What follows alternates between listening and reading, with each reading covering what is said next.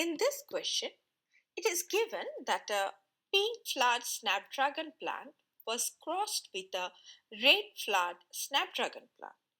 And you have to find out what type of capital R of the phenotype is or are expected in the progeny.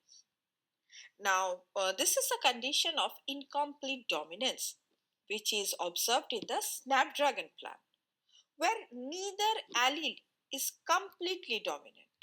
So, in this type of inheritance, the pink color flower have genotype capital R small r, and red colored flower have genotype capital R capital R.